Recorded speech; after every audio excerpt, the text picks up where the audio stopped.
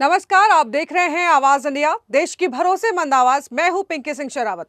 खबरों का सिलसिला शुरू करने से पहले आइए नजर डाल लेते हैं आज की हेडलाइंस पर।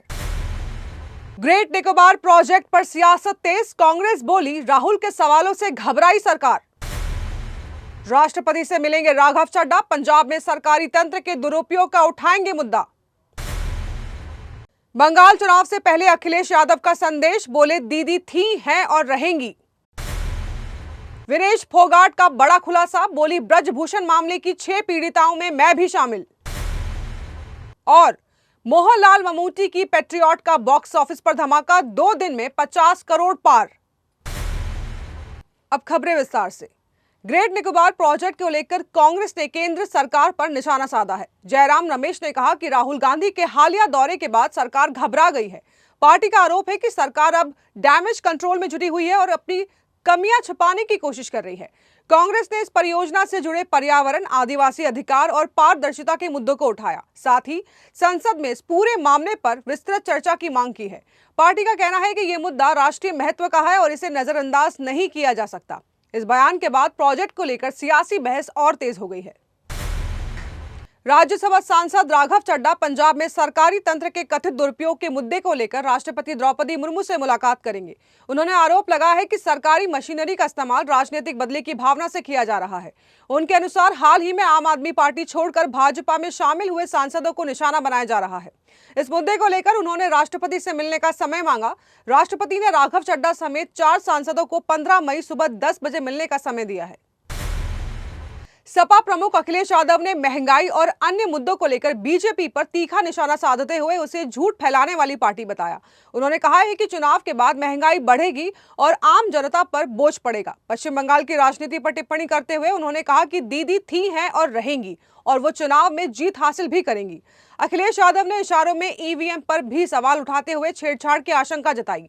उन्होंने कहा है कि बीजेपी डर का माहौल बनाकर चुनाव लड़ना चाहती है।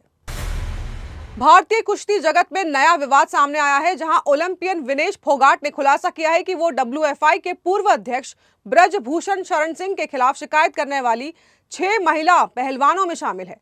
ये पहली बार है जब उन्होंने सार्वजनिक रूप से खुद को पीड़िता बताया है। विनेश ने भावुक वीडियो संदेश में कहा कि पहले वो अपनी पहचान उजागर नहीं करना चाहती थी क्योंकि मामला अदालत में लंबित है।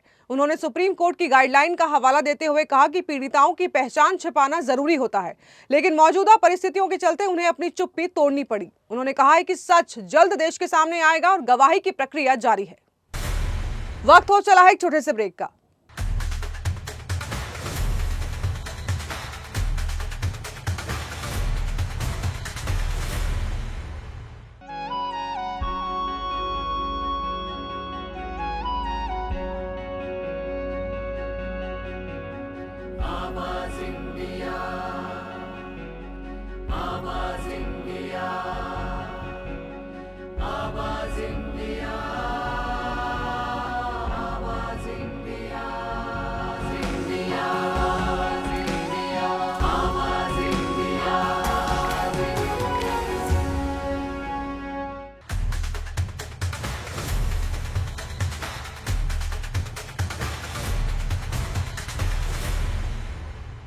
ब्रेक के बाद आप सभी का स्वागत है। बढ़ते हैं अगली खबर की ओर। लखनऊ में सपा प्रमुख अखिलेश यादव ने यूपी बोर्ड 10वीं और 12वीं में अपने अपने जिलों में टॉप करने वाले मेधावी छात्र छात्राओं को सम्मानित किया है। ये कार्यक्रम सपा मुख्यालय में आयोजित किया गया। इस दौरान टॉपर्स को लैपटॉप देकर प्रोत्साहित किया गया।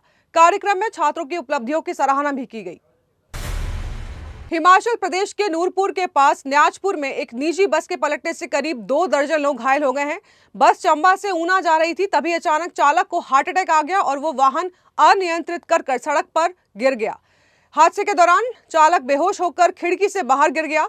घटना के बाद स्थानीय लोग मौके पर पहुंचे और घायलों को निकालकर सिविल अस्पताल नूरपुर भेज दिया गया। गंभीर रूप से घायल 3 लोगों को टांडा मेडिकल कॉलेज रेफर किया गया है। अन्य घायलों का इलाज नूरपुर अस्पताल में जारी है। उत्तर प्रदेश, उत्तराखंड, हरियाणा और पंजाब समेत उत्तर भारत के कई राज्यों में मौसम ने अचानक करवट ली है। इन राज्यों में तेज आंधी और बारिश का दौर शुरू हो गया है। कई जगहों पर दिन में ही अंधेरा छा गया, जिससे जनजीवन प्रभावित हुआ। देहरादून सहित उत्तराखंड के कई इलाकों में झमाझम बारिश और ओलावृष्टि दर्ज की गई, जिससे तापमान में गिरावट आई है। पहाड़ी इलाकों में हल्की से मध्यम बारिश के साथ ऊंचाई वाले इलाकों में बर्फबारी की संभावना जताई गई है। मौसम विभाग ने 4 और 5 मई के लिए ऑरेंज अलर्ट जारी कर दिया है।